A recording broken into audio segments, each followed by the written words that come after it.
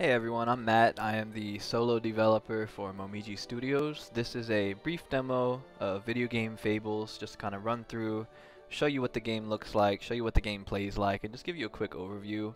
A lot of things might be kind of overwhelming. Just know that there are tutorials in-game that will ease you into these things over time. So if I'm going over these things and it's kind of confusing, don't worry, it's going to be explained a lot better when you actually play the game. I just want to kind of give an overview and kind of give a summary and kind of show people what this game looks like, right? So this is the world map.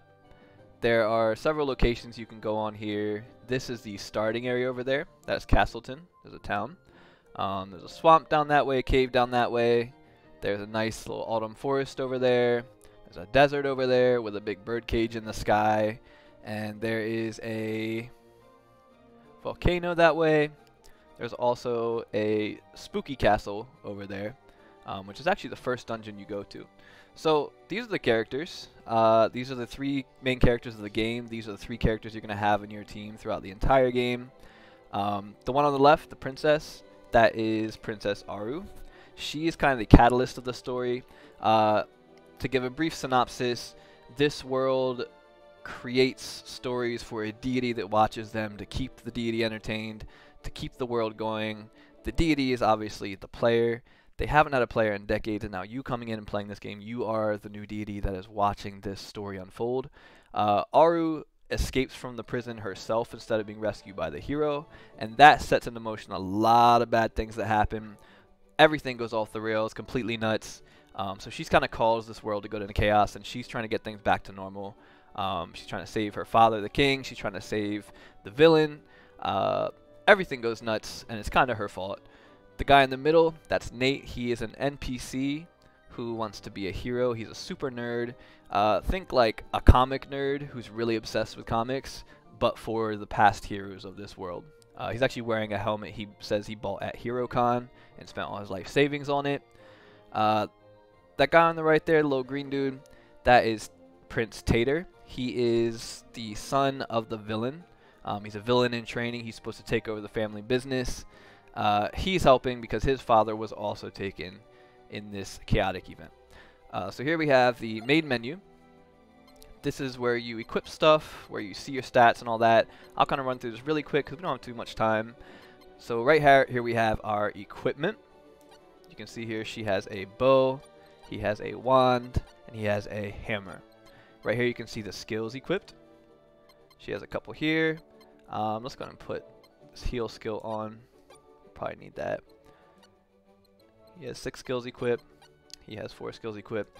Now what you can see here, the important thing about this system is the XP system. You can see we have 253 XP, 68 available. So XP is a point that you can allocate and reallocate as much as you want into level and equipment and skills. So it takes XP to equip equipment, it takes XP to equip skills, and it takes XP to up your level. So you can see here we can bump up our level. You can actually put down your level, and the case when you'd want to put down your level is, say you got a new piece of gear, you want to equip it, and you don't have enough available XP at the moment, so you could just bump down your level real quick so you have more XP available to allocate to that skill. So we'll bump up as much as we can right now. Let's see. The weapon types, they're a kind of loose class system. They don't have a big effect as much as they would in other games where you might have like changing to a caster or a healer. These just kind of affect a little bit in battle. A lot of them affect something called the crit system, which we'll get into in a fight. So let's go ahead and jump in. Let's see. I have battles disabled. I can re-enable them. You'll find these random encounters here. You just touch them. And there we go. Alright. So a lot of things here. Again, I'll just kind of go over them really quickly. On the top, we have the timeline. This shows the turn order. You can see each vertical column. That is a turn. And then within a turn, you have several sub-turns, right? So you can see here these little diamond-shaped things. These show whose turn is going to be there. The white outlines mean it's a decision turn where you pick a decision, right? And we'll see in a second the other type. So we have our skill menu here, and we have our basic attack. So I'm going to pick basic attack. I'm going to choose a target, and you'll see up here on the timeline that red diamond up there. That's the actual action. That's when that action is going to happen. What you also see is a white diamond to the right of it, 2 turns to the right. That's when our next decision turn will be. Basic attack has a 1 turn cast time and a 2 turn cooldown. So she'll attack in 1 turn and make a decision 2 turns after that. You also see I can delay it. You can actually delay when you do a turn. The time you might want to do this is, say you have a buff coming up for a character and you want to make sure your attack happens after the buff. You could delay it, right? So there's some strategy to that, but we'll just choose the closest time we can do it. The enemies are going to make some decisions. You'll see them go on the timeline as well. Nate's turn is coming up. One thing to look at here on the bottom left corner, we have this clock. You get rewarded for making fast decisions. The higher up that clock is, the more of a buff you'll get to the action that you choose. You'll see how it's counting down, it's getting sleepier, and if you let it go all the way down, you don't get any buff to that attack. It's just a regular base formula for the attack. So you don't get punished for taking too long to make a decision, but you do get rewarded for thinking fast and being on your toes and knowing what you're going to do ahead of time and kind of planning ahead. So we'll choose a skill with him. We'll go ahead and do this. You'll see I'm placing on the timeline. So you'll see there, it said got crit when Aru hit him. You have about a 40% chance to get a crit on a basic attack. That's modified by different factors in the game, which we won't get into. But it's pretty frequent. So the basic flow of the game is you want to spam regular attacks until you get a crit, and then use that crit on something else. And what I mean by that is normally in a game when you get a crit, it puts a multiplier on the skill that got the crit. In this game, you actually store up the crit, and you can choose to use it when you want. So if you look next to Aru's HP bar there, she has that red box. That means she has a crit that she can use, and she can choose to use that on whatever she wants. Now, the thing is, you might just think, okay, well, can I just spam attack and will I win a battle that way? It's not very effective because a crit doesn't have a high multiplier on a basic attack. It won't do that much more damage when you use a crit on a basic attack. Something else you'll see is when Nate uses his skill, you'll notice it won't do much more damage than a basic attack would. So you might also be thinking, why would I ever use a skill then if I can attack faster for about the same amount with a basic attack? And that's because skills have a very high multiplier when you use a crit on it. So to kind of summarize this, I know it's kind of confusing. Like I said, you get eased into it and you get tutorials in game. You want to fish for crits with your basic attacks, and then you use those crits on skills, and that's it. It's not much more complicated than that. So we're just gonna kind of fish for crits here.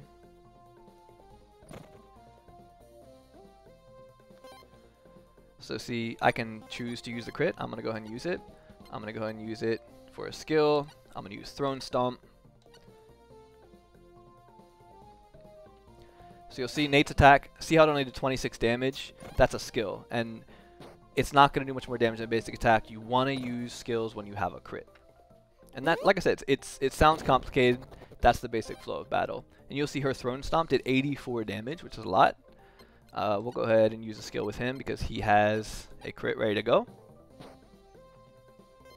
Nate doesn't have a crit yet, but just to kind of show some skill animations, we'll go ahead and use another skill just to kind of give you a feel for what kind of skills they have. The cool thing about Nate is he's an NPC, so most of his skill animations are kind of NPC stuff. Like he has an Innkeeper skill, which puts them to sleep. Stuff like that.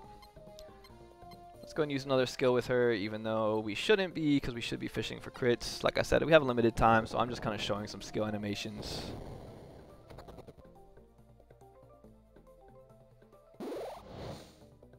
There's Nate showing his model airship that he bought. Here is Aru summoning a grumpy cloud. I'm going to do this. The enemies can get crits too, which does affect their AI. They have AI code that will make them act differently depending on if they have a crit or not. Let's see if we can get maybe 2 skill animations off before we run out of time. Here's Comet Splash. And then you see his Innkeeper, puts them to sleep. Get a Crystal Shard. There we go. So that's it. I know it's a lot of information. Please keep in mind, like I said, you're going to get tutorials in-game. It'll run you through this. So I hope you enjoyed this. I hope you kind of get a feel for what this game is like, what it's like to play the game. Keep looking on the channel. There's a lot of videos on here. Go to my Twitter, follow me. If you have any questions, I'll answer them in the comments. Thank you. Have a good day.